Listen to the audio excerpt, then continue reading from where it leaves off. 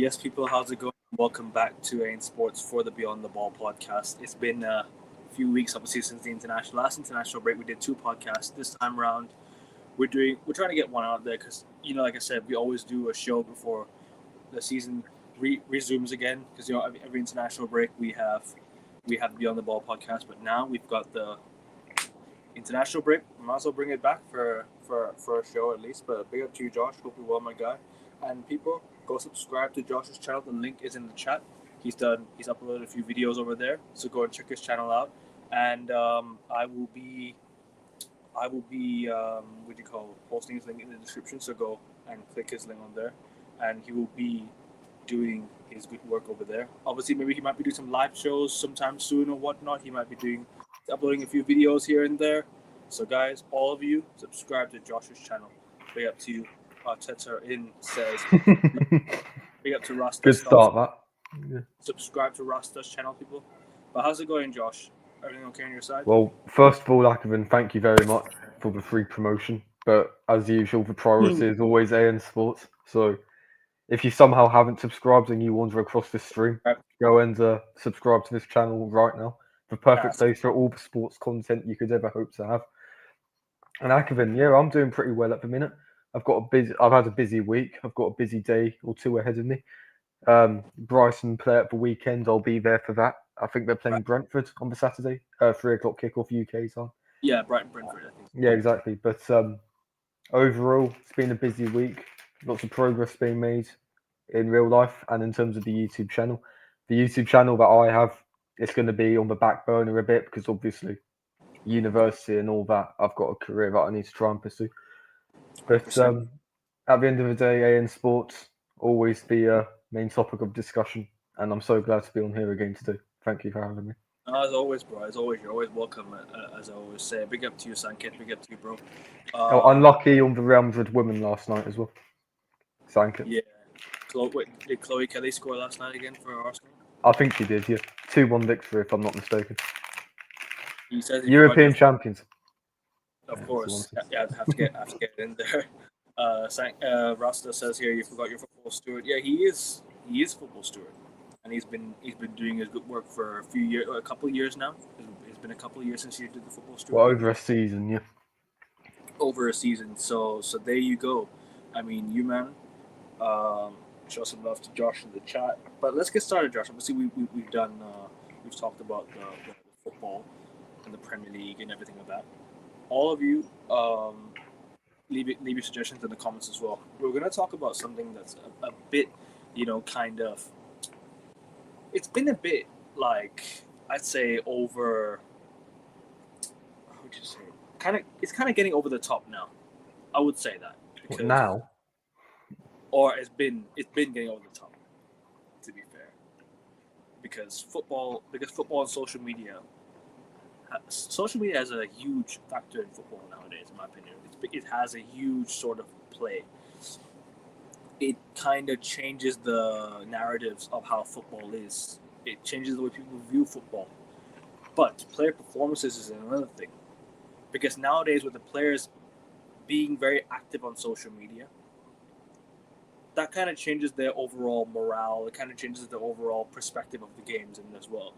So you gotta look into that. But I want to know your thoughts on this as well, just to kind of kick things. Yeah, fair enough. Ackling, you mentioned the rise of social media, the rise of digital media. No doubt that's given the media more power than ever. One thing I will say, the media has always affected. Thank you very much, possibly. The media has always affected players. Brighton, Brentford on Saturday. Obviously, I can't watch it because I'm in the UK. But you guys, if you're not in the UK, you'll be able to watch it. So check it out. But the media have always affected player performances in football. There's lots of history behind that. But Akabing, you are completely correct in terms of social media. It has been exacerbated to such a large extent. And I have a few case studies that I do want to bring up. Notably last season. Not even affecting player performances, but delving deeper into that, the institutionalized systems of oppression that we do have in media. And obviously, it does vary country by country, but there's always an element of similarity in terms of what the systematic issues are. Yeah. One of those, obviously, being racism, a key critical issue in any sort of Mm. football discussion and any sort of societal discussion. Remember Lewis Skelly last season? The amount of shit he got all over social Yeah. media. I just wanted to quickly mention Was that. was after the PSG game? No, after the Manchester City game in which he Okay. scored and lightly mocked Haaland's celebration. Mm. And the media outburst was absolutely disgusting. There's also the case with the England game against Serbia, I believe, at Wembley. Right. I think it was Serbia. Phil Foden lays it on a plate, according to all aspects of English media, for Eberechi Eze to score. If you actually watch that goal, it was a simple 5 yard pass, and Eze did the hard work by whipping it in outside of the box and into the goal. It's just like you can argue the extent to which it is present, but there is no doubt that it is present in football media. And listen, that's just England. We haven't even touched on Spanish media. We haven't even touched on Italian media and media outside Europe as well, which admittedly I don't know much about, but I'm sure you will. Well, Thai media. I'll give one example. That day, I'm sure you guys would know a player called Jude Sunsupbel. I think you kind of know who he is. He played for Chelsea's academy, and he played for Tottenham. I think he played for Tottenham briefly as well, if I'm not mistaken. He was I think he was in the squad for the Europa League final, if I'm not mistaken. Jude Sunsupbel. I'm not so sure about this, but he just signed for Grimsby Town recently. He was there, right? He signed for them. He missed a penalty in preseason. He missed a penalty in preseason. It's not preseason, excuse me. In a friendly match against Singapore the other day, Thailand ended up winning game 3-2. But you could just tell by the way he, sort of missed that penalty. He was like, "Oh no, what's the media going to say about me now?" He kind of feels, "Oh no, the media pressure." A player like that feels the pressure from the media. He feels like he's having to deal with a lot of scrutiny, criticism. He's worried about what the time he's going to say about it. It was his debut as well. It was his debut and he missed a penalty. And in the next game, you know what he did? He went and bagged the goal against Sri Lanka on the road, in Sri Lanka. And Thailand ended up winning 4-0. So nowadays, media has really encouraged players, or it has not encouraged players, not in a good way. It can be in a bad way. It can be in a good way. But the media has really changed perspective of people on players and players on fans, because the amount of pressure that these guys have to deal with every single day. Imagine back then, we never had to read social media. Back then, before football, like in 2005, 2006, or back then, if you were watching football around 2006, 2007, you never had to read social media. You never had to read what footballers never had to read social media. It was never really a thing. But now it's become a job for a lot of people. It's become a what do you call it? It's become a daily thing for people to use social media. I'm saying 100% on that, Akron. Completely and utterly agree. Back in the day, obviously, it was printed media with newspapers and whatnot. The internet was still very new. Or if you go back to the 80s and 70s, it was pretty much non-existent. Newspapers were the dominant force of media. You could always refuse to read the newspaper or refuse to read the sports section. But because social media and by extension our phones are so integral to our lives now, whether rightly or wrongly, you literally cannot escape it. No football player can go on Twitter and not see something negative regarding their organisation that they work for, or themselves, or their teammate, or co-worker, if you want to put it in a business perspective. It is just inescapable, Akavin. And this may sound very because we're bitching about social media and whatnot, and at the end of the day, we're on a platform that requires social media. But there's no doubt that player performances do get affected by this. I mean, look at Florian Wirtz, for example. And I understand that Liverpool get more of a free ride than certain other clubs, whether rightly or wrongly. But it's clear that there is a lot of negative media attention on him, which is justified because of his performances. But he hasn't picked his performances up. You contrast that to his performances for Germany, the German national team, where the press is a lot more forgiving than it is in England, and he's flourishing for his national team. Now, Yeah. whether rightly or wrongly, obviously as a footballer, that's part of the course in 2025. He does need to step it up for a club the size of Liverpool Football Club. But there's no doubt in my mind that the English media does have effects on that performance, on his performances, sorry. So I mean, that's just one case study. I've only provided about three, but there's, it's absolutely everywhere. That's fair. And that's the main point. That's the main point. That's fair, man. And obviously, Sanket here says this is bad how Tuchel and England media are treating Jude Bellingham. The kid chose his Real Madrid that move. English media cannot digest. So where was the same energy for Steve McManaman back in the day?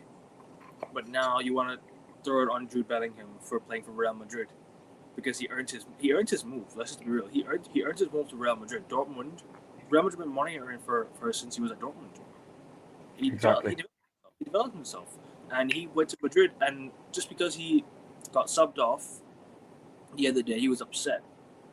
I mean, every player has a right to feel upset when they get subbed off, when they know that they've played well, and when they know that they're getting a certain level of treatment that they don't deserve. True. Sanket, that is 110% correct. I do feel the fact that he has chosen Real Madrid over Liverpool. The English media do have a certain agenda against him. They are evidently trying to push Phil Foden and Cole Palmer ahead of him because it's obvious Saka's not going to get dropped from the England team. But listen, me personally, on that specific situation, it was a dead rubber. Doing that, Bellingham, that isn't really needed, and you've given the English media fuel for the next few months until the next England game. Yeah. So obviously, it's not ideal from Bellingham's point of view, and it isn't needed from an England national team point of view, because there's always going to be narratives spurning out because of that, about how there's mutiny in the camp, there's mutiny in the ranks, England aren't prepared for the World Cup. You're going to hear all this over the next few months because England aren't playing, so there's nothing to discuss about in terms of the actual football and what goes on the pitch. But at the end of the day, every player gets pissed off when they get subbed off. So where's the story there? And Akvin, you mentioned it, Steve McManaman. Where's that double standard? And I know it was about over 20 years ago now, but the problem still persists, and that's evident.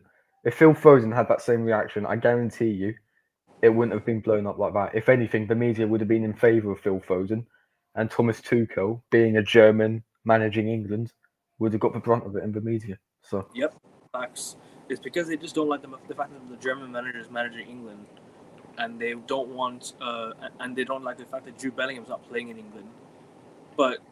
And if we want to mention race as well, then there's that. It's also that because even Rashford's now playing for Barcelona. Even what's his name? Trent's playing for Madrid again. Trent's playing for Madrid. What's the difference? I mean, these English players have every right to go play in another country if they deserve to, or if they want to. It's not the English media's choice. It's not the English media that can control what English football can do. Don't forget. Oh yeah, Harry Kane. Thank you. Yes, Harry Kane. Where's the level of this for Harry Kane? He's playing for Bayern Munich. They got a team that just won the Bundesliga last season and are competing for the Champions League. So if Bayern Munich wins the Champions League this year, and Harry Kane does the exact same move, Harry Kane makes the exact same gesture that Jude Bellingham did, I bet you the media would be. I agree with you 100%. The way they did with Phil Foden, they would be doing with Harry Kane, 110%. Well, he's the England captain, Ackerman. Exactly, England captain. So he has to. So they're probably gonna they're probably gonna side with Harry Kane because the fact that you mentioned England captain, Madrid are a different animal when it comes to media. They were hating on Trent before he even signed or anything. Yep, they were. They were saying that. They were saying that he betrayed Liverpool. But in reality, he won everything with Liverpool. He's won every major trophy with Liverpool. He's won everything he needed to win. What's missing? The Europa League. Trent is arguably the most successful Liverpool Academy graduate, certainly in the last 30 years. Easily. He's more successful than Steven Gerrard was for the Scousers. Oh yeah, for sure. Without a shadow of a doubt, he won 2 Premier League titles. Gerrard never touched one, which has been famously documented throughout. But Real Madrid getting the wrong sort of media attention, I mean, that's obvious. It's Real Madrid. There's so many stories about them. There's so much PR surrounding them, whether positive or negative. And they are the most successful club in the world. They are going to have a lot of people that naturally dislike them. Because at the end of the day, the harsh truth is, the more successful you are, the more haters you're going to get. The more this channel grows, Akavin, the more hate you're going to get in your live chat and in your comments when the live stream gets uploaded to YouTube. I've already received hate at times. Exactly. Remember when we got called VF slur? Streets won't forget. I really remember that. Barlon Manzo. Oh yeah. But, I mean, I find that amusing, but obviously I understand if you're hurt by that. No, I'm fine, bro. I literally don't even remember anymore. Literally, swipe it. That's a I'm glad you brought it up because I want to sort of give it to every single YouTuber as well. Like when you're streaming, just completely ignore those words. Try and wipe it away from your memory. Don't really care about what they say. You know what I'm trying to say. Just let it go. Let it go. Once you block that person, once you delete their comment, it's gone. The next person, keep on and just keep on deleting the hate comments. Bellingham don't have the mentality. What a joke from Madrid and Sterling from day one. Scoring for fun. In this last season, his form was deep because he was playing with a shoulder injury. Also, when he first joined Madrid, he was backing goals and they won the Champions League that year as well. He started off better than Ronaldo did. Oh yeah, he did. He actually did. I'm not trying to sort out an agenda or anything. He genuinely had a better start than Ronaldo did. It's because he won the league and the Champions League in his first season. You're not wrong. 100%. And even the start when he started his career at Madrid, it's the way they started as well at Madrid. The goal scoring form he was on, I think he scored on his debut, Jude Bellingham, if I'm not mistaken. I don't recall, but I think he scored on his debut for Madrid. I think he did, yeah. I think Sankit will be able to bring it up. I think he's a Madrid fan, so he'll be able to correct me from naturally. Quick interlude. Thank you very much for 100 views on my first video. Oh, big up. Big up, man. So I just wanted to check because it was on 98 views, and I was like, how the hell did I manage that? Please, guys, go subscribe to Josh's channel, please. The link is in the chat right here. Literally, it's right here, people. I'll put it in the description later, but it's right here. All of you, man, go subscribe to Josh, please. And sports is always the priority, okay? No. 2 subs away from 510. All my subscribers are priorities. All my guests are priorities as well. From what I've seen, his disappearance is only took his performance in the Clasico. Nah, bro, you gotta go to last season as well when Real Madrid. I was like the year before when Real Madrid won the Champions League. He was one of the best players, one of their best players in that team. People forgetting that when Madrid won the Champions League, Jude Bellingham played a huge part because he did. That was the year where Toni Kroos was just about to leave. Jude Bellingham was sort of taking his role in a way. He's not no Toni Kroos, but he's trying to take in a new role at Real Madrid with a new revamped midfield because Modric is now gone. Kroos is now gone. Casemiro is gone. So you've got Valverde, Bellingham, and who's the other midfielder again? Tchouaméni. That's it. So you've got a new revamped midfield. He's trying to take out the responsibility of what the past players did, and it's hard to because you don't really have a balanced team. You know what I'm trying to say? Bellingham, I think he's doing his best. I think Bellingham's getting a lot of hate for no reason. Absolutely, I think Jude Bellingham he's a good player. I think you mentioned it. Like following on from Toni Kroos, that takes a tremendous amount of courage for it, and he should be celebrated in the English media rather than vilified for not choosing the Premier League. Yep. And that's it. And like you even have to look at his first proper tournament. Sorry, Kevin. No, I was just gonna say finish first. Okay, bro. Finish. Oh, okay. I just wanted to say, like, you look at Euro 2024. England only made the final because of Jude Bellingham mainly. He got our winner against Serbia to kick off the campaign and ultimately progress us into the knockout stages. Scored the last-minute equaliser against Slovakia. Got the assist with Palmer in the final to make it 1-1. He turns up for the big occasions, and that's what England have been missing for the last 60-odd years. So why is he not being celebrated? We've got a genuine generational talent on our hands here as a country. As we're more obsessed with ripping him down just because he chose Real Madrid over Liverpool. Make it make sense. And he might come to the Premier League one day. He might be. But there's no doubt about that. So silly. I was just gonna say, didn't Steve McManaman win the Ballon d'Or with Real Madrid? I think he did, yeah. With Liverpool. No. Was it Liverpool? Did Steve McManaman win the Ballon d'Or?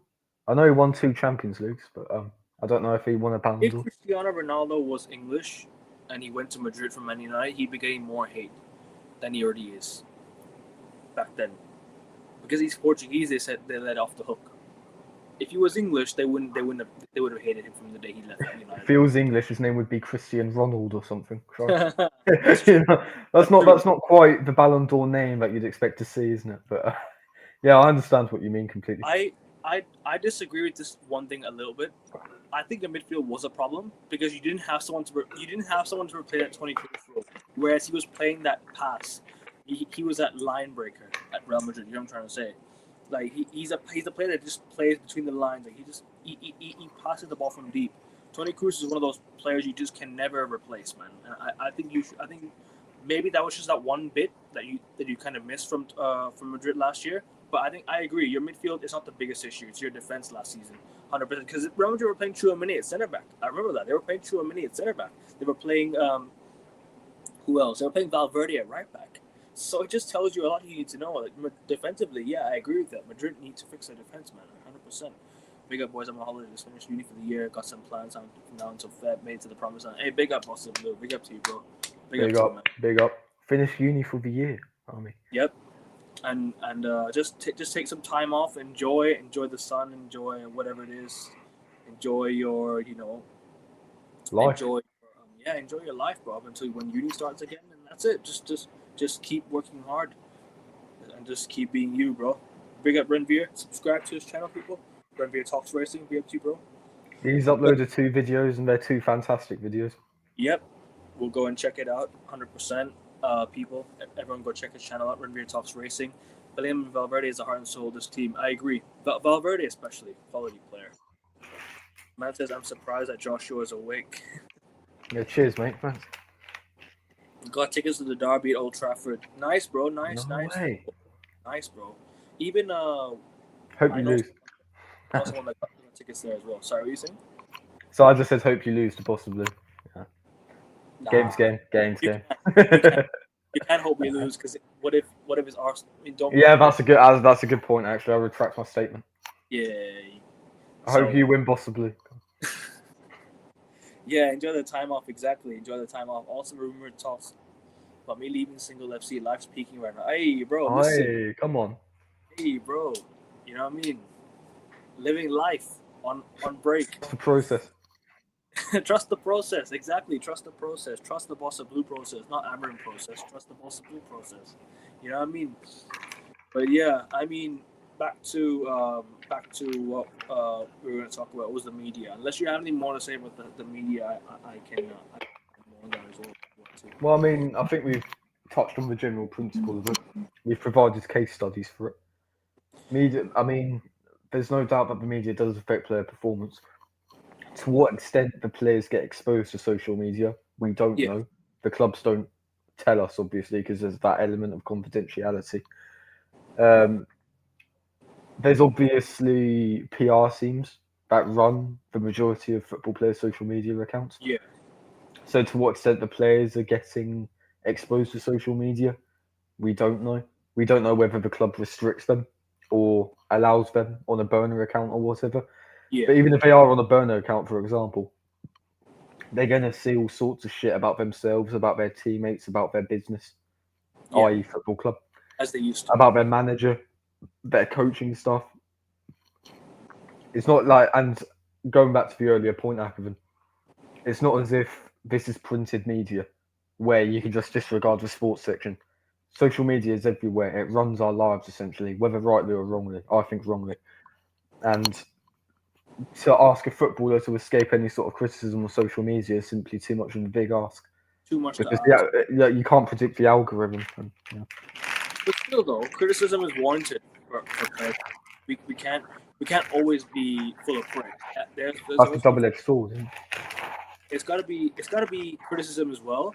But at the same time, you gotta keep it on a grounded level. You know what I'm trying to say? Criticism should be on a grounded level. No abuse, no nothing, but just keep it on a grounded level.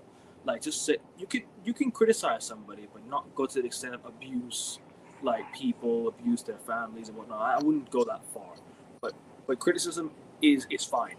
Like everyone should have to deal with criticism. It's life. You know what I'm trying to say? Criticism is criticism. Even if you read something, just take it as motivation. Just go and just work harder.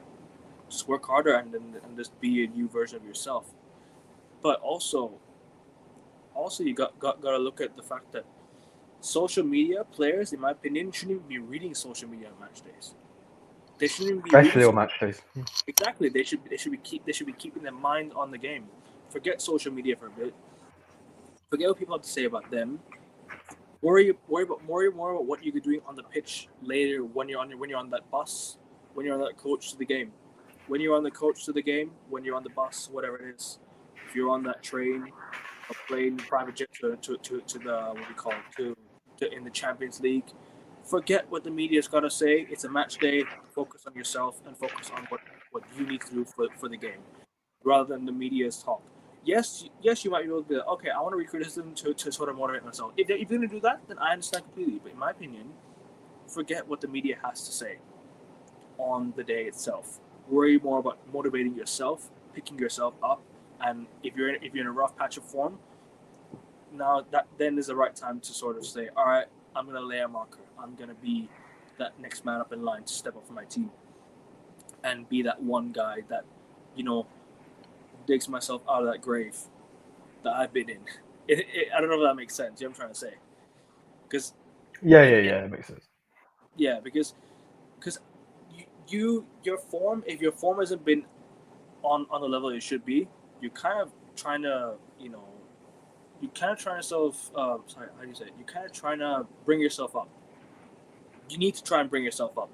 I don't know how you do it, but if you want to do it in a way that helps you, and if reading social media helps, sure. But recommendation match day, I completely disagree. I don't think match day should be the day you read social media. After the It's game, a mentality thing. after the game, okay, maybe fine. But before the game is where I say, don't read it. Don't read it. You're focused on one job, and that is getting the 3 points for your side.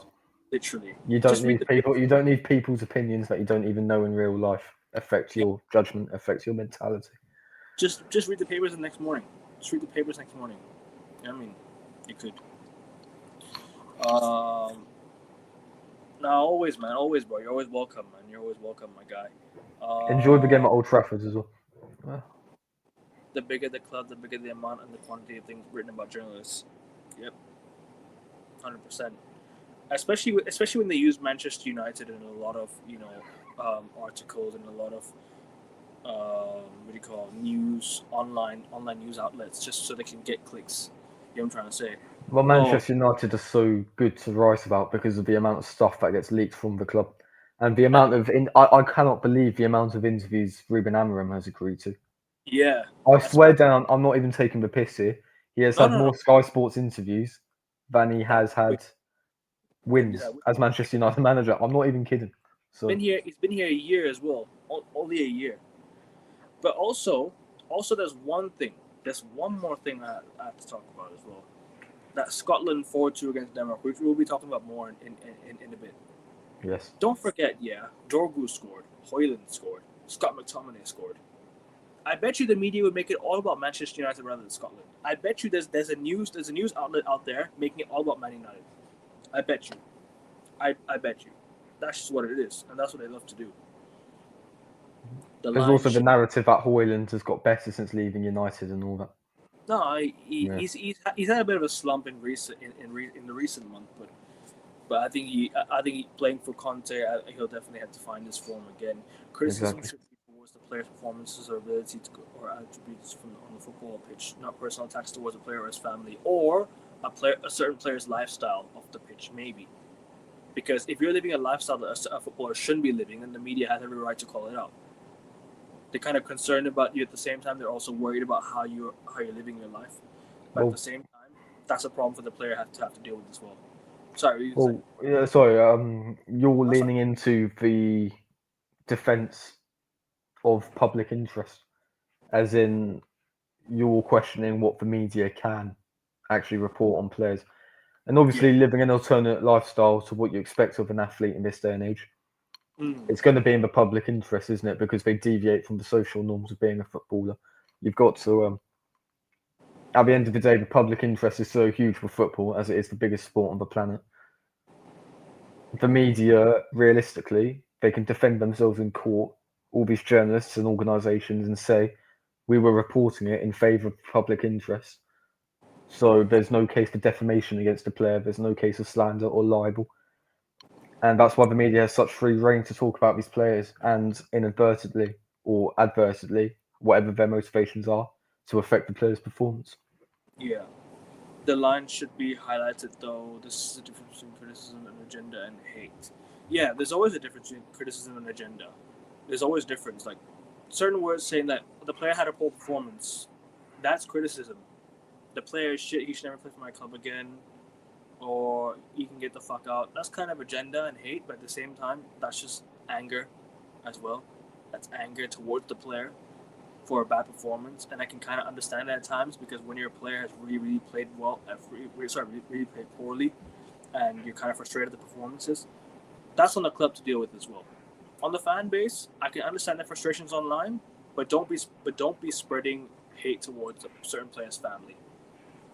You know, you don't have to like the player, but don't be messaging him personally and sending hate towards him. You know what I'm trying to say? Exactly. I mean, do his job.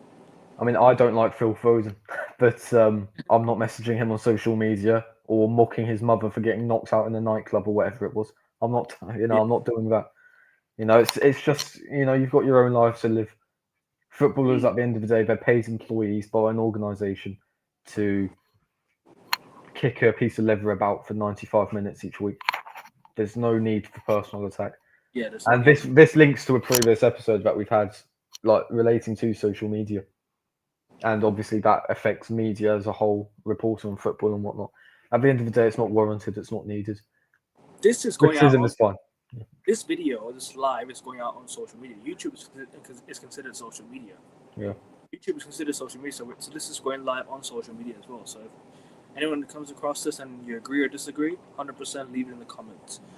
I think it's difficult for a player to fully escape social media because they use platforms like Instagram and Twitter for business purposes, and criticism can be found with just a search of their name. But it's PR, and also it's how do you call it?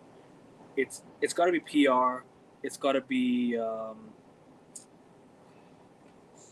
else is there? Business, advertisement purposes, promotion purposes. Obviously, they run a business. They run a brand. 100%, I agree with you on this one. That they have to be on social media for that. Fully agree. But they've also got a personal social media that they look at. Be like, all right, I shouldn't be looking at my personal social media. I should be looking at my brand and what I'm doing. What am I doing today? You know what I'm trying to say? Indeed. Would have made an Arctic Monkeys pun, but the channel is growing too fast, so I can't. Well, I don't get it. I don't know what Arctic Monkeys reference he was going to do, but at the end of the day, the main theme is AN Sports has grown so much. This is the first time I've appeared on the channel since the 500 subscriber special. Back to normality now, on the road to 1K. And Akavin, if there's anyone on this platform of over 1 billion users that deserves it, it's you. So, yeah. Wait, 505 subs. I thought it was on 508. Same. I thought I was on 508. Now I'm on 508, bro. I'm on 508. Ranveer talks Internet Explorer. Terrible. I'm on 508 right now, bro. I think the actual game of football. Yes, I can say that. Wait, hold on. I forgot to bring someone up. Sorry about that.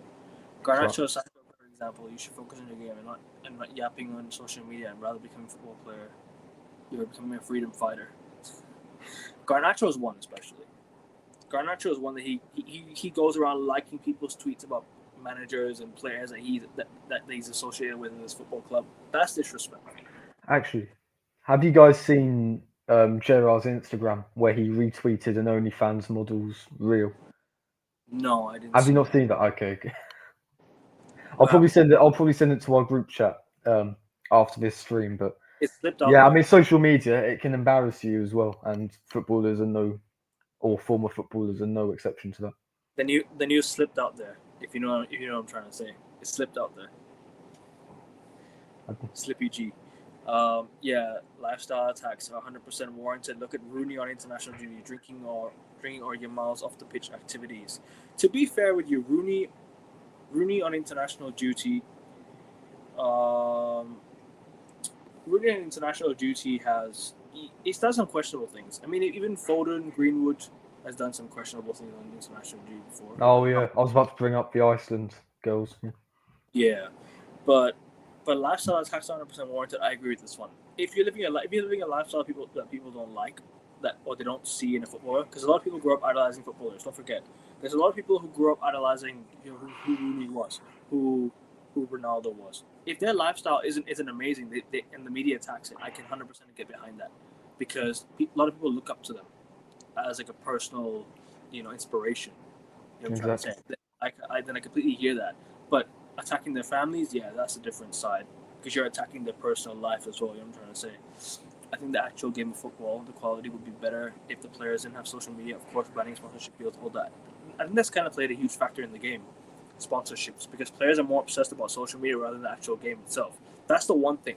Players' morale has completely changed, because now they're more obsessed about social media rather than the actual game. And this is why I also bring back players reading social media on the game day. They're more obsessed with what social media has to say rather than what they have to do, and that's something disappointing. That's something disappointing. I'm trying to say. Exactly. I I think that's the Arctic Monkeys reference. Yeah. But I think the actual quality goes up because players can only focus on the game. But the thing is, bro, they don't. That's the sad part. They don't focus on the game. You know what I'm trying to It's say? because they're aware that there are opinions being voiced on them that Exactly. aren't warranted or aren't in favour of them. Obviously, that's gonna mess with your head. For the majority of football players, unless your mentality is genuinely on top, like a CR7 or Yeah. a Lionel Messi. Yeah. Garnacho keeps showing himself vaping. He did, and that picture is circled around social media, and that's one thing that he should have been careful about, because Chelsea wouldn't have signed him. His football career could have been over. You know what I'm trying to say? If football clubs weren't careful of who, if they weren't aware, because Chelsea weren't aware of what he did. Chelsea weren't aware of how he acts on social media, how he acts in his personal life. People are forgetting. People keep calling Garnacho young, but he's a father. He's the father of a 2-year-old child, I think, if I'm not mistaken. So people need to be bit more, aware of certain players and how they live their lifestyle. 100% agree with you. Lifestyle criticism, 100% I hear it. Gerrard slipping and sliding into the DMs. Christ above. I mean, what was he thinking? Why would you retweet that? Yeah, so I couldn't say that because you on 508. But what do you mean? Oh, 505. Okay, my bad. That's like the most popular song as well. Oh, I'm going back to 505. Sorry for any copyright infringement, but, nah. Have you ever heard that song? No, I don't. I don't recall it. I'm trying to. Ah, fair enough. You But might have heard it on social media. It's quite I'll popular. listen. I'll go listen to it in a bit. But I think Another I think UK band. let's move from the social media side. Let's move on from it and let's go to the World Cup qualification. Curacao and Scotland. Scotland, for the first time since 1998, I wasn't even born yet, have qualified for the World Cup for the first time in 27 years. Big up to Scotland, man, and big up to the Tartan Army. Big up to them. Congrats to Scotland, man. I'm happy for them. I really am. Like they deserve it. Years and years and years they've not made it to the World Cup, and now it's just gonna be a big. Now it's gonna be a big thing for them. It's gonna be a big change for Scotland fans. A lot of new Scotland fans have never seen their team qualify, so it's only right that they qualify now, and everyone's and we're all happy for them, because they've seen disappointment over the years. They've seen so much like agony. They've seen a lot of heartbreak. It's about time they got there, and they played to the occasion, Scotland, because they were playing at home in front of their own fans to qualify for the World Cup. They were behind Denmark, and all they had to do was win to qualify for the World Cup, and they did that. They qualified for the World Cup. Denmark are now have to play the playoffs to get to the World Cup.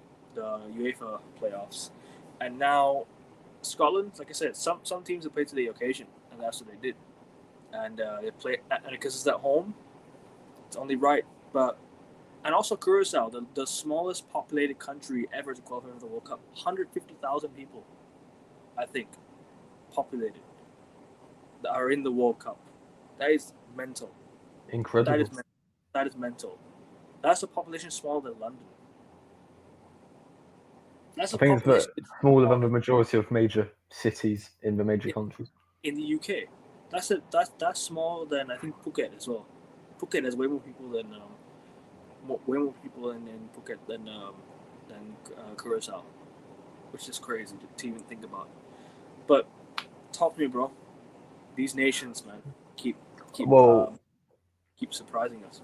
Big up to Jordan as well. I think this is their first ever World Cup they've qualified for. Uzbekistan as well. I think Cape Verde. I don't know if it's their first, but I don't think they've qualified recently until for the 2026 World Cup. We've discussed the 48 team expansion, which could go up to 64 teams by 2036. And we do believe that is a problem. But at the end of the day, it is also so good to see these countries that wouldn't usually get a chance in a smaller tournament get the chance to prove themselves on the world stage. And I'm happy for the people. I'm happy for the communities that reside in those countries. And I'm happy for the sources of authority. The governments, for example, that will see their country that they work for, that they work under, that they pledge allegiance to, qualify for the World Cup for the first time and play in it. So fair play to them. Obviously, you mentioned Scotland as well. As an Englishman, you know, I'm a bit more reserved on the idea.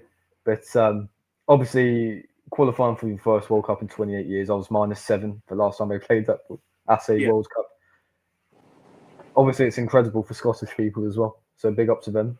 I hope there's no Scottish people in the chat. But okay, but it's their debut. Pardon? It's their debut at the World Cup. What do you call Cape Verde? It is their debut at the World Cup. Yeah, so there's all these new countries that are playing in the World Cup for the first time ever, which is one of the benefits of expanding the tournament. At the end of the day, just, you know, prove yourselves, lads. I hope so, man. I really hope so, bro. But we bottled it again. We bottled it again, bro. In the qualifying, man. We finished third in the group. We could have gone to the playoffs, but we bottled it, bro. So listen, it's sad, but only way we get in, in my opinion, is if we host it. We're not gonna get in by qualifying. We're not good enough to qualify for the World Cup. We've not been good enough to qualify for the World Cup. As much as I enjoy watching Thailand play football, we're just not good enough to watch. We're not good enough to make the World Cup. We've not been. We haven't been good enough ever. It's been time, bro, since what Thailand have been. At least women's team knows how to qualify for the World Cup. Women's team qualify. The men's team can't qualify at all, one bit. You know what I mean? The men's team couldn't qualify at all, one bit. But they need you on their team, Anthony. Sorry? They need you on their team, mate. Oh yeah, we'll see. We'll see someday. When is Jamaica playing Congo? That's a good question. But I don't think Jamaica is playing. Wait, are Jamaica playing Congo? Actually, no. I think he's joking because Jamaica got knocked out. If I'm not wrong. Jamaica playing playoffs. Oh, they are. They've got to the playoffs. So fair enough. I think it's around March. So. They had the chance to qualify at home, man. They had the chance to qualify against Curacao at home, and then they bottled it to Curacao. All they had to do was win, man. All they have to do is win, bro. I think it is in March. That's the next international break. It would make sense. Yeah, next international break. Yes, next international break. Finishing third and still qualifying, that's also a problem. It is. I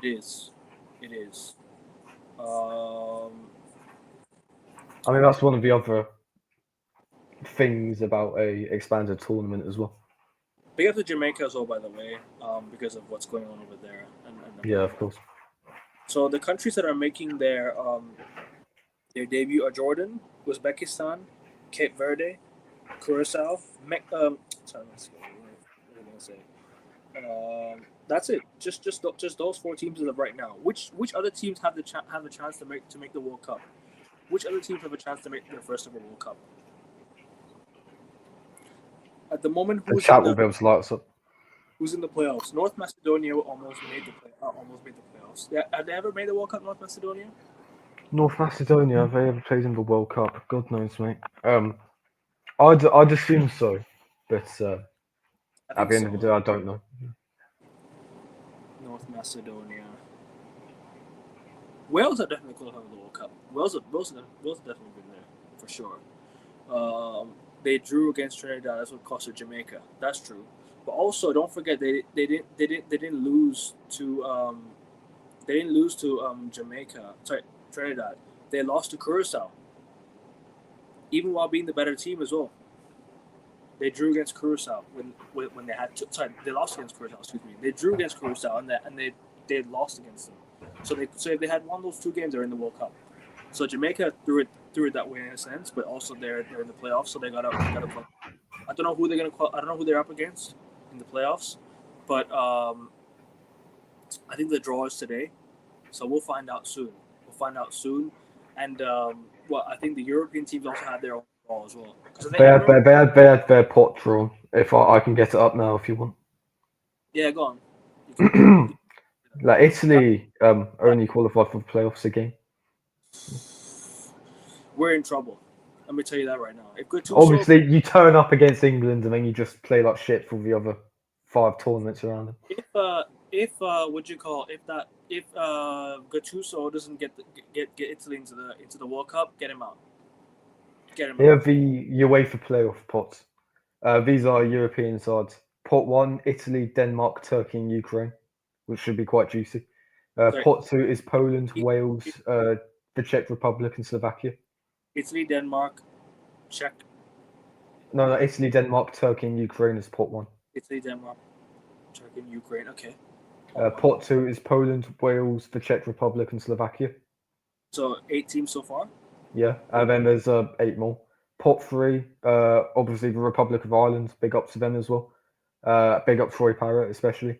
Albania, Bosnia, and Kosovo. Mm-hmm. That's pot 3. And pot 4 is Sweden, Romania, North Macedonia, and Northern Ireland. They're quite juicy pots there, to be fair.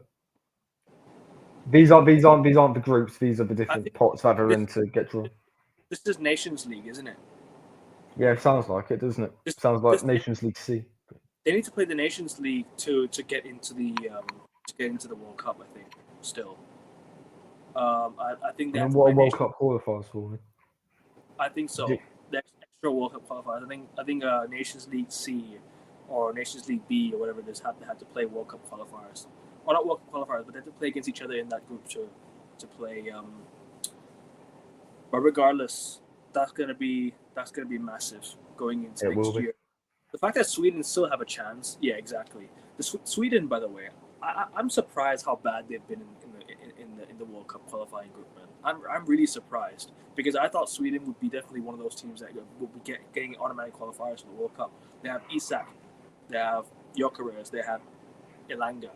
These guys are I don't care if people say, you know, Isak's not fit and whatnot. Come on. If you're seriously losing against Kosovo, and you're losing against, was it the team that they played against and they lost? Was it Slovakia? I think it was. Yeah, Slovakia. And if you're losing against them, that's just embarrassing, man. That's just genuinely embarrassing, bro. Honestly. Well, I mean, you've pointed out 3 players. I mean, 3 players aren't enough to make a good team, and it may also be. I haven't watched Sweden naturally, but it may be up to those 3 players who haven't put in their best performances that Sweden are in the position that they are at the minute. So, I mean, at the end of the day, having a few world-class talents in your squad or a few recognisable talents in your squad, that's not going to rest assured get you World Cup qualification. So, BBC Sports put out article title: "Are you not being entertained? The decline of an open play goal." I didn't see that.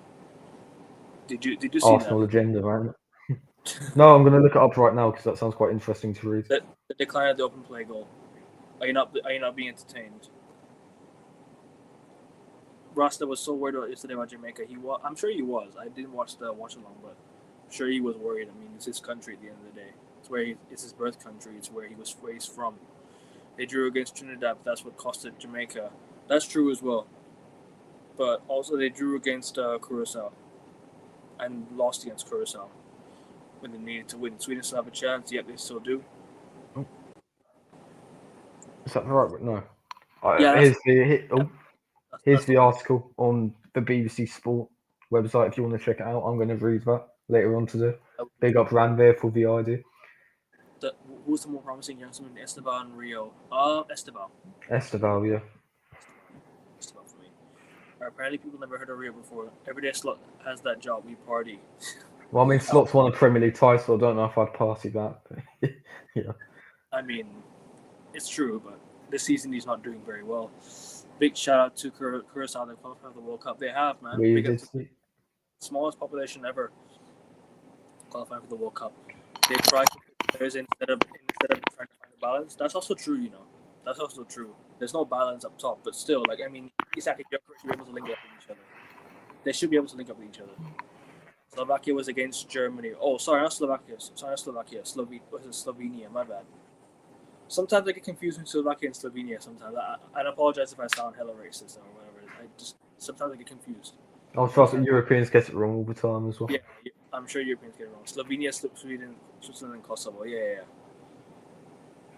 I meant Slovenia. No problem, Rani. No worries, bro. Esteban's only behind Yamal and 18 players. Ooh, I wouldn't say that.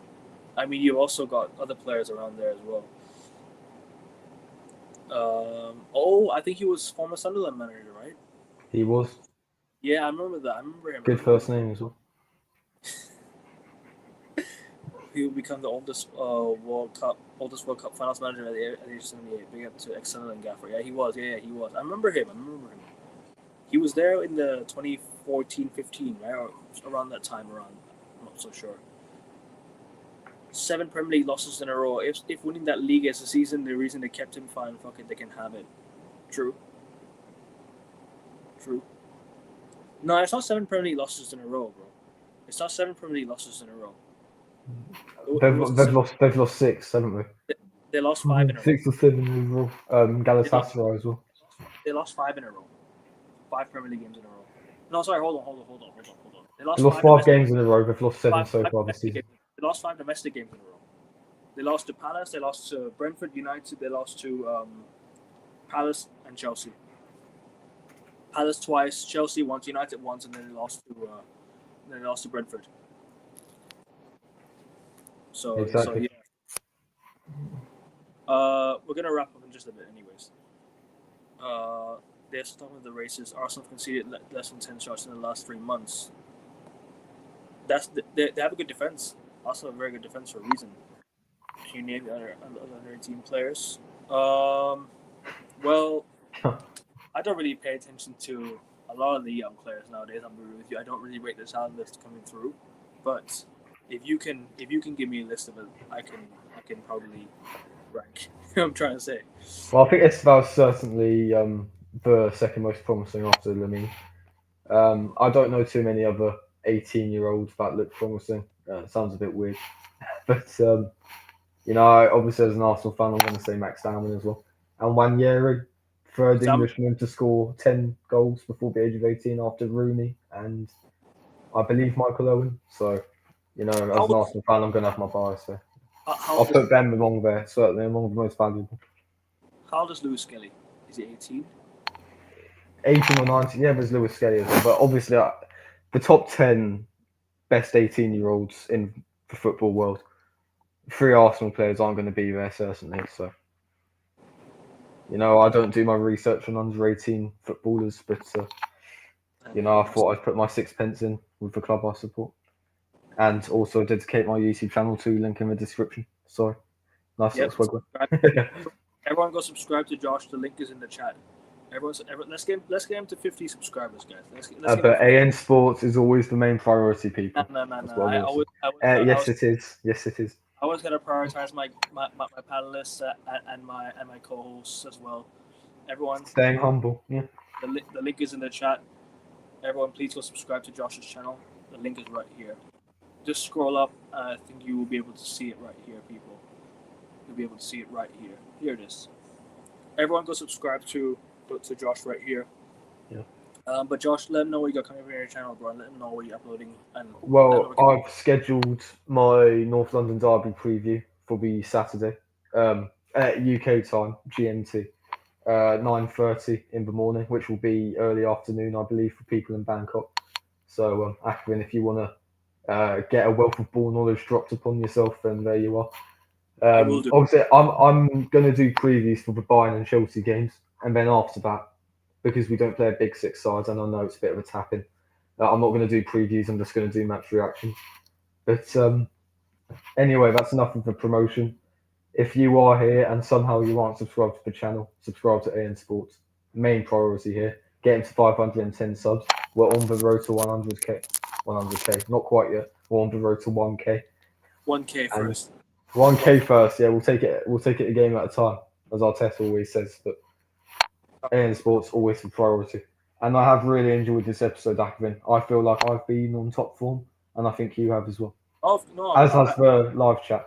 I think you Boss of Blue, Monkey D. Luffy, Rambit Talks Racing, Rasta. 100%. And everyone, I'm gonna put Josh's link in the chat one more time. I'm gonna pin it in the title so you guys can all subscribe. I'm gonna pin it right here. And Sanket as well. Big up to you. Big up to everyone who's here. Yep. The link is pinned. Everyone go subscribe to Josh right now.